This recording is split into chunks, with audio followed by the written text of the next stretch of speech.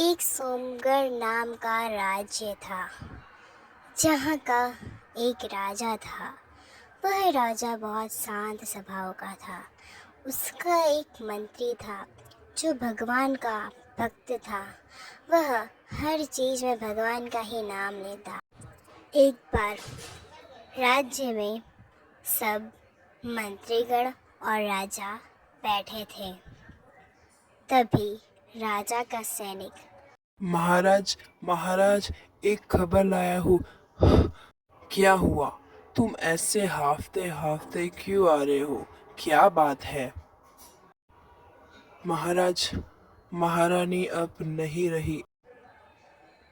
तभी राजा को बहुत ही बड़ा झटका लगा।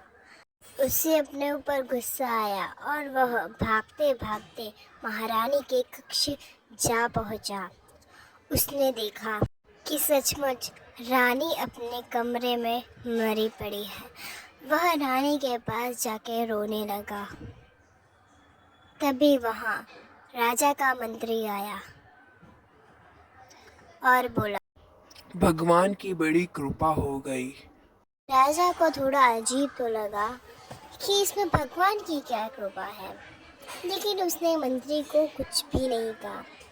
उन सभी ने रानी का अंतिम संस्कार कर दिया। अब राजा को रात भर नींद न आती। पर कुछ दिन बीत चुके थे। अब राजा ने रानी के बिना जीना सीख लिया था। एक बार राज्य में सभी ऐसे ही मंत्रीगण और राजा बैठे हुए थे। तभी राजा का सैनिक, महाराज महाराज, वो महाराज, आपका पुत्र, वो। राजा समझ गया था। उससे बहुत बड़ा झटका लगा। उसने समय बर्बाद ना करके अपने पुत्र के कक्ष में जा पहुंचा। उसने देखा उसका पुत्र रानी की तरह ही बेड पे मरा पड़ा है। वो अपने पुत्र के पास जाके घुटनों के बल बैठ गया और अपने पुत्र को निहार रहा था। तभी राजा का मंत्री वहां आ पहुंचा और कहा। भगवान की बड़ी कृपा हो गई। इस बार राजा को गुस्सा आया, लेकिन उसने कुछ नहीं कहा। ऐसे ही दिन बीत गए थे। राजा ने अपनी पत्नी और अपने पुत्र के बिना जीना सीख लिया था। एक दिन की बात है। राजा ने कहा। सैनिक को बुलाया जाए। तभी वहां सैनिक आ पहुंचा। सैनिक, तुम राज्य के एक अच्छे से लोहार से मेरे लिए एक तलवार बनवाओ और मेरे सामने उपस्थित करो। ठीक है मालिक, मैं आपके लिए एक अच्छा सा अच्छा तलवार बनवा के आपके सामने उपस्थित करूँगा। अब ऐसे ही दिन बीत गए और एक दिन राजा का सैनिक राजा के सामने उसकी तलवार लेके उपस्थित हुआ और उसने राजा के हाथों में उसकी तलवार दी।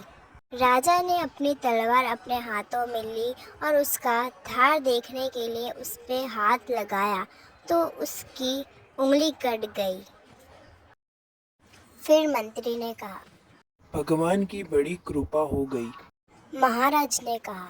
तुम अभी के अभी मेरे महल में से निकल जाओ। तुम्हारा यहाँ कोई काम नहीं। ठीक है महाराज, आप चाहते हैं तो मैं अभी के अभी यहाँ से निकल जाता हूँ। भगवान की बड़ी कृपा हो गई। फिर और क्या था, मंत्री वहां से निकल गया। ना ही कोई उसने अपनी वस्तु ली और ना ही कोई अन्य। वह पता नहीं कहाँ चल पड़ा। ऐसे ही दिन बीत गए। अब राजा के शिकार पे जाने का समय हो गया था, तो उसने हाथों में तलवार पकड़ी और कहा। चलो सैनिकों। फिर वो लोग जंगल की ओर निकल गए। तभी राजा को एक सूअर दिखा। उसका पीछा करते करते राजा जंगल के एकदम अंदर चला गया था। वह जंगल एक डाकुओं का इलाका था। उन डाकुओं का आज इंसान की बलि चढ़ाने का दिन था, तो वह उसकी तलाश में थे। तभी इस डाकू को महाराज दिखा और इसको बहुत अच्छा लगा और वह महाराज की ओर भागा भागा चला गया। राजा ने देखा ये कौन है और ये मेरी तरफ क्यों आ रहा है। वह ये सब सोच ही रहा था कि तब तक उसने राजा को पकड़ लिया। फिर राजा डाकू की गुफा में चल पड़ा। डाकू ने पूछा, तुम्हारा पुत्र जीवित है? नहीं, उसकी मृत्यु हो चुकी है। अरे, तुम्हारा तो हृदय ही नहीं है। अच्छा, कोई बात नहीं।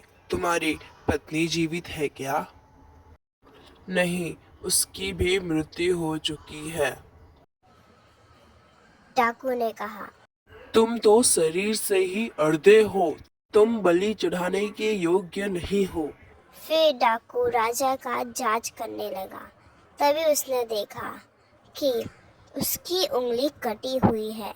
फिर उसने कहा, तुम तो बलि चढ़ाने के बिल्कुल भी योग्य नहीं हो। अभी के अभी यहाँ से चले जाओ। राजा मन ही मन बहुत ही खुश हुआ। फिर और क्या था, वह अपने राज्य की ओर निकल पड़ा। लेकिन उसके मन में एक सवाल था कि मंत्री जो कहता था वह सही कहता था। फिर राजा अपने महल जा पहुंचा। उसने कहा, मंत्री जहाँ भी हो, अभी के अभी उसे ढूंढ के लाओ सैनिकों। ठीक है महाराज, मैं अभी मंत्री को ढूंढ के लाता हूँ।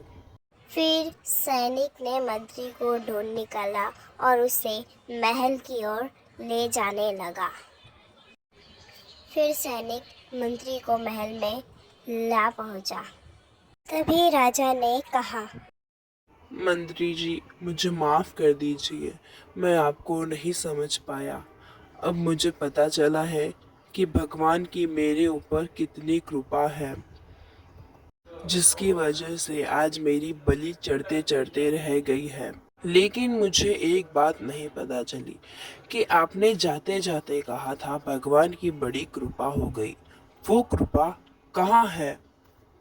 मंत्री बोला, वो कृपा मेरे ऊपर कितनी बड़ी थी। अगर मैं तुम्हारे साथ होता तो आज तो मेरी बलि चढ़ ही जाती। तुम्हारे तो उंगली कटने की वजह से तुम बच गए, लेकिन मेरा क्या होता? आज तो मेरा सिर ही कट जाता। यह मेरे ऊपर कितनी बड़ी कृपा है। अब तुम समझे भगवान की कृपा। ऐसी ही कहानी देखने के लिए हमारे चैनल को सब्सक्राइब करना बिल्कुल मत भूलना और बेल आइकन बटन भी दबा देना।